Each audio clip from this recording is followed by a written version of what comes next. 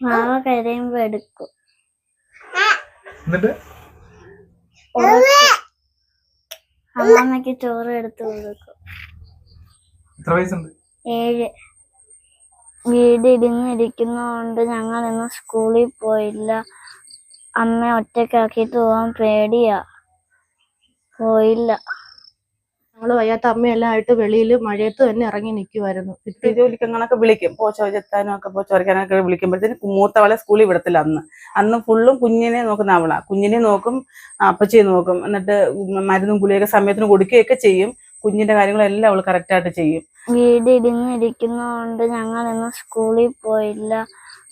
അമ്മ ഒറ്റക്കാക്കിട്ട് പോവാൻ പേടിയാ, പോയില്ല. മേളിലെല്ലാം ഇടിഞ്ഞിരിക്കുക. കാണിക്കാ, കാണിച്ചേ അതോട്ട് പോയി. ഇതാണ്ട് ഇവിടെ എല്ലാം ഇടിഞ്ഞ് അകത്തോട്ടെല്ലാം ഉണ്ട്. ഇവിടെ എല്ലാം ഇടിഞ്ഞിട്ടുണ്ട്. അകത്തെല്ലാം ഇടിഞ്ഞ് ഞങ്ങള് ഇതാണ്ട് ഇവിടെ എല്ലാം ഞങ്ങൾ ഇതിലാണ് കിടക്കുന്നത്. ഇതെല്ലാം ഇടിഞ്ഞ് പൊളിഞ്ഞ് വീണ് കിടക്കുക. കുഞ്ഞുങ്ങളുമായിട്ട് ഞങ്ങൾ ഒറ്റയ്ക്കാണ് ഇവിടെ. വയ്യാത്ത ആഹാരമൊക്കെ ഞങ്ങൾക്ക് അടുത്തുള്ള വീട്ടിൽ നിന്ന് കൊണ്ടുവരുക. താഴെ വീട്ടിലെ ചേച്ചിയുടെ വീട്ടിൽ നിന്നൊക്കെ ചോറൊക്കെ കൊണ്ടുവരും. ഇന്നലെ അങ്ങനെയായിരുന്നു. ചേച്ചിമാരൊക്കെ ചോറ് കൊണ്ടുതരും. നമുക്ക് ഫുഡ് വയ്ക്കാനൊന്നും ഒക്കത്തില്ല. പിന്നെ വെളിയിൽ ഒരു ടാർപ്പ് കെട്ടി. മഴ കാരണം നമുക്ക് അവിടെ ചോറ് വയ്ക്കാൻ ഒക്കത്തില്ല, വെള്ളം വന്ന് കയറണം. ഇത് സാധനങ്ങളെല്ലാം ഞങ്ങൾ അങ്ങോട്ട് എടുത്ത് ഇട്ടിരിക്കുകയാണ്, ഇവിടെ സ്ഥലമില്ലാത്തത് കൊണ്ട്. ഈ 3 പേര്, 3 പെൺമക്കള്. വയ്യാത്ത അമ്മയാണിത്.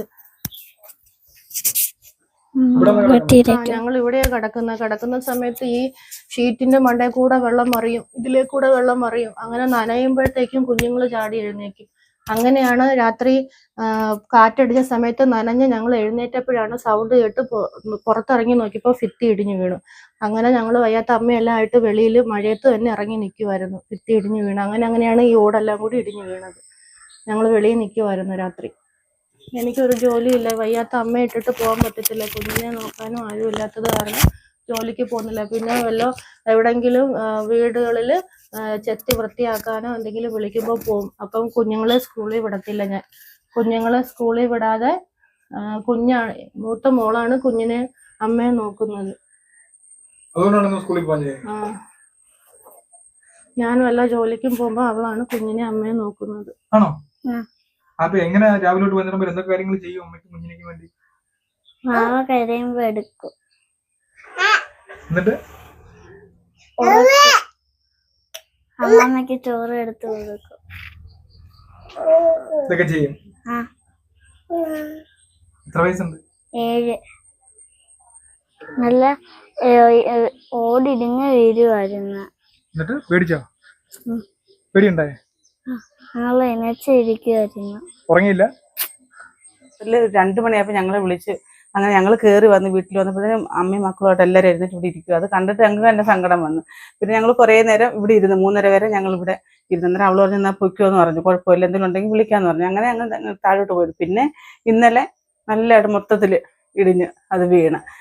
അപ്പം കുഞ്ഞുങ്ങളെ കൊണ്ട് അവൾക്ക് വേറെ ആരുമില്ല സഹായിക്കാനായിട്ട്. അപ്പച്ചി ഭർത്താവ് മരിച്ചിട്ട് പിന്നെ ഈ കുഞ്ഞും ഇവളേ ഉള്ളൂ. പിന്നെ ഈ 3 പെമ്പിള്ളേരെ അവൾ എന്നും അതുങ്ങൾക്ക് അസുഖമാണ്. എന്നും ഹോസ്പിറ്റലിൽ കയറി അങ്ങനെ അവർക്ക് നേരമുള്ളൂ. ഇവള് ജോലിക്ക് പോകുന്ന സമയം എവിടെയെങ്കിലും വീട്ടിൽ ജോലിക്ക് അങ്ങനൊക്കെ വിളിക്കും, പോച്ചെത്താനും ഒക്കെ പോച്ചൊരക്കാനൊക്കെ വിളിക്കുമ്പോഴത്തേന് മൂത്തവളെ സ്കൂളിൽ വിടത്തില്ല. അന്ന് ഫുള്ളും കുഞ്ഞിനെ നോക്കുന്ന അവളാ. കുഞ്ഞിനെ നോക്കും, അപ്പച്ചിയെ നോക്കും. എന്നിട്ട് മരുന്നും ഗുളിയൊക്കെ സമയത്തിന് കൊടുക്കുകയൊക്കെ ചെയ്യും. കുഞ്ഞിന്റെ കാര്യങ്ങളെല്ലാം അവൾ കറക്റ്റായിട്ട് ചെയ്യും. അന്നേരം പിന്നെ അങ്ങനെയാ അവർ കഴിഞ്ഞോണ്ടൊക്കെ പോകുന്നത്. പിന്നെ ആരെങ്കിലുമൊക്കെ എന്തെങ്കിലുമൊക്കെ കൊടുക്കും, അപ്പച്ചിക്ക് എന്തെങ്കിലുമൊക്കെ കൊടുക്കും. അതൊക്കെ കൊണ്ടൊക്കെ അവർ കഴിഞ്ഞു പോകുന്നത്. പിന്നെ നമ്മളെ കൊണ്ടൊന്നും സഹായിക്കാനൊന്നും ഇല്ല, നമ്മുടെ കയ്യിലൊന്നും ഒന്നുമില്ല. പിന്നെ ഈ വീടിന്റെ സാഹചര്യം ഭയങ്കര കഷ്ടമാണ്. വെള്ളം, ഇതെല്ലാം വെള്ളമാണ്. അതുകൊണ്ട് ഇവിടെ എല്ലാം വെള്ളവും. ഇത് ഇന്നലെ വീണത്. ഈ അടുക്കള വശവും എല്ലാം. ആഹാരം വെച്ച് നല്ലതായിട്ട് കഴിക്കാൻ പോലുള്ള സൗകര്യം പോലും അവർക്കില്ല. പിന്നെ കുടിവെള്ളവും ഇല്ല, ഒന്നുമില്ല. അതാ ഭയങ്കര കഷ്ടമാണ് അവരുടെ കാര്യം. ഭർത്താവും ഇല്ല. ഭർത്താവ് കല്യാണം കഴിഞ്ഞ് 3 പിള്ളേരെയും കൊടുത്തിട്ട് അവന്റെ കാര്യം നോക്കിപ്പോയി. അവളെ സ്വർണവും എല്ലാം അവൻ കൊണ്ടുപോയി. അത് തിരിച്ചു തരുന്നുമില്ല. കേസ് കൊടുത്തിട്ടൊന്നും ഒരു പ്രയോജനമില്ല. ഭയങ്കര ഇതായിട്ട് നിൽക്കുക. അന്നേരം കുഞ്ഞുങ്ങളെ നോക്കത്തില്ല. ഇളയ കുട്ടിയെ കണ്ടിട്ടേ ഇല്ല അവൻ. പിന്നെ കുഞ്ഞുങ്ങളെ വിളിക്കുകയോ ചെലവിന് കൊടുക്കുകയോ അങ്ങനെയുള്ള ഒരു കാര്യം അവർ ചെയ്യത്തില്ല. അയാൾ ചെയ്യത്തില്ല. അവനെ വിളിച്ചാലും അവൻ ഫോണും എടുക്കത്തില്ല. അങ്ങനെയൊക്കെയുള്ള കാര്യങ്ങളുണ്ട്.